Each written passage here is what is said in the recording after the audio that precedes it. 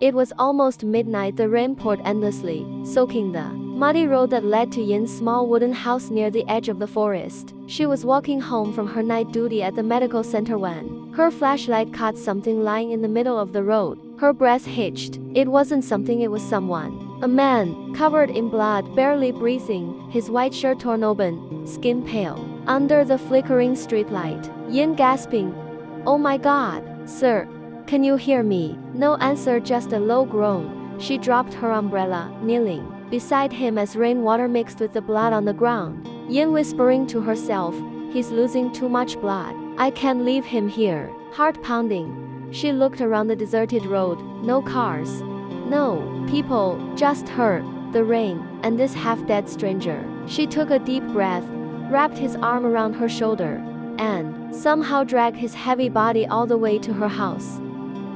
Inside, she laid him on the couch, grabbing her medical kit with trembling hands. When she cut open his shirt, her eyes widened. A bullet wound near his shoulder. Yin murmuring, "Hey, who are you?" Suddenly, his hand shot up, gripping her wrist tightly. His eyes opened dark, sharp, dangerous even through the haze of pain. Woozy hoarse voice, "Don't touch me." Yin startled but firm, "You'll die if I don't. I'm Yin. I'm a medical student. I can treat you." Her voice trembled, but her gaze didn't. Woozy weak smirk, "A medical student saving a killer. Brave or stupid, sweetheart." Yin softly, "Right now, you're just a patient." A faint, painful chuckle escaped his lips before his eyes rolled back and he fell unconscious again. That night, Yin's gentle hands saved the life of a man she should have never touched. And from that moment on, Woozi decided she would never leave his side again. The storm had passed. Only the soft chirping of birds and the golden light of dawn filled the tiny wooden house. Woozi slowly opened his eyes, his body heavy but his senses alert. For a moment, he forgot the pain in his shoulder because the first thing he saw was her. Yin, curled up on the small armchair beside the couch, fast asleep, her head tilted slightly, strands of hair falling across her face, sunlight brushing her cheeks like a soft kiss. For the first time in years, he didn't feel anger or pain, just stillness. He exhaled slowly, his cold eyes tracing her features. Her lashes trembled as she breathed, lips slightly parted, the faintest smile resting there as if she was dreaming something gentle. Then a soft breeze slipped through the open window, lifting her hair and letting it fall across her face. Without thinking, Woozi reached out. His rough fingers brushed the strands away, tucking them gently behind her ear. Her skin was warm against his fingertips. He froze for a second. This wasn't who he was. He didn't touch people like this. He didn't care. And yet, he couldn't look away. Woozi whispering, "You saved me. Now what am I supposed to do with you, angel?" As if she heard him, Yin stirred. Her eyes fluttered open, sleepy and soft, meeting his dark, unreadable gaze. Yin blinking, "You're awake. How are you feeling?" Woozi quietly, "Better thanks to you." She smiled faintly, rubbing her eyes like a child before standing up. "Yin, you should rest. I'll make coffee." Woozi watched her walk away toward the tiny kitchen barefoot, her oversized shirt brushing her thighs, hair still messy from sleep. He leaned back, a small smirk tugging at his lips. Woozi to himself, "Pretty, and she doesn't even know it." A few minutes later, she returned with 2 mugs of steaming coffee. Their fingers brushed when she handed him the cup, and that one accidental touch sent something dangerous sparking through his veins. She sat across from him, the morning light glowing between them, innocence and sin sharing the same breath. Woozi took a sip, eyes never leaving her face. "Woozi, you're not afraid of me?" Yin softly smiling.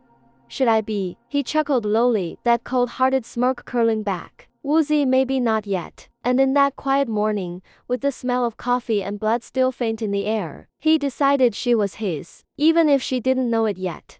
It had been 10 days since that rainy night. Woozi's wounds had healed, the bruises fading like old shadows. The house that once felt like a stranger's shelter had somehow become peaceful. For Yin, it had become something else entirely. She found herself waking up to the quiet sound of him making tea, or the low hum of his voice when he spoke on the phone. And every time their eyes met, something in her chest fluttered, something she didn't want to name. But that morning, she walked into the living room and froze. Woozi stood there, wearing a clean black shirt, his bag slung over his shoulder. He was leaving. Yin softly, you're going.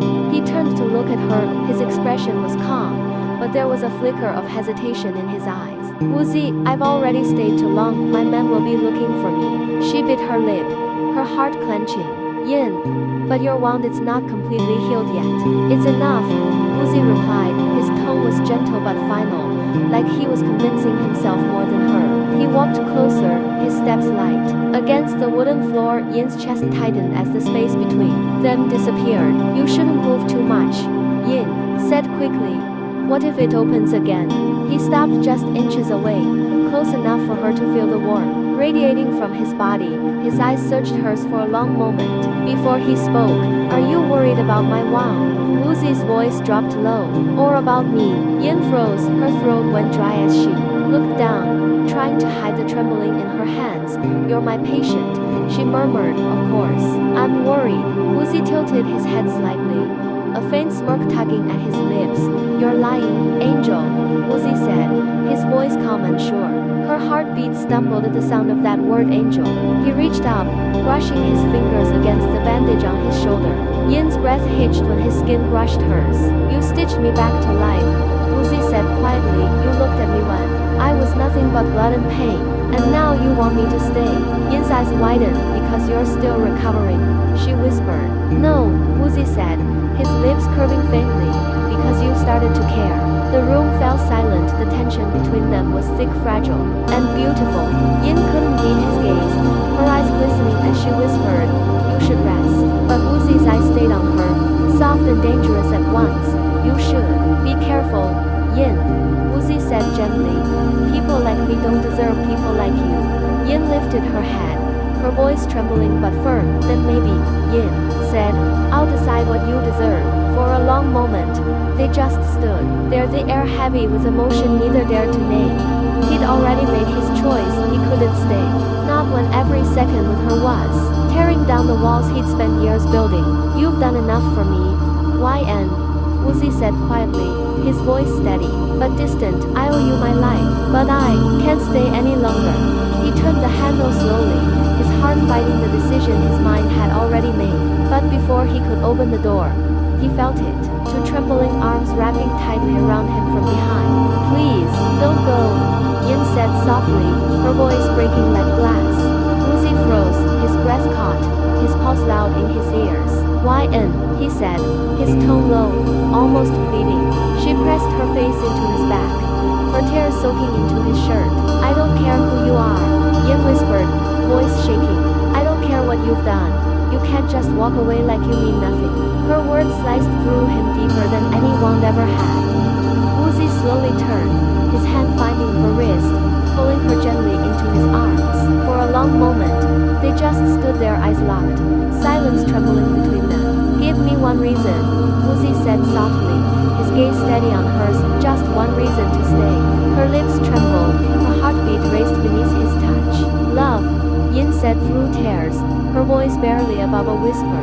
Woozi stared at her, his expression unreadable, his walls cracking one by one. Because I love you, Yin said again, her voice breaking. Please, don't go. The words hit him like a storm, his jaw tightened, his chest heaved, and before she could speak again, Woozi cupped her face in his hands and kissed her. It wasn't wild, it wasn't planned. It was slow, desperate, real. A confession he didn't know how to make in words. When he finally pulled away, his forehead rested gently against hers. You shouldn't love someone like me, Woozi whispered, his breath trembling. But I do. YN said softly, her tears still falling, her voice steady now. Woozi closed his eyes, a small sigh escaping him, part pain, part surrender. Then he dropped his bag to the floor, the sound echoing through the quiet room. Then I guess, Woozi said quietly, a faint smile touching his lips. And when he finally pulled away, his forehead rested gently against hers. You shouldn't love someone like me, Woozi whispered, his breath trembling. But I do, Yin said softly, her tears still falling, her voice steady now. Woozi closed his eyes, a small sigh escaping him, part pain, part surrender. Then he dropped his bag to the floor, the sound echoing through the quiet room. Then I guess, Woozi said quietly, a faint smile touching his lips. I'm not going anywhere. Yin smiled through her tears, wrapping her arms around him. Her face rested against his chest as as his heartbeat steadied beneath her ear. Yin smiled through her tears, whispering, "Good." And there, in that small room where pain had once lived, they kissed again, softer this time, sealing a promise neither of them had the courage to break. Outside, the night wind whispered through the trees, carrying away the past. Inside, two broken souls finally found their home in each other.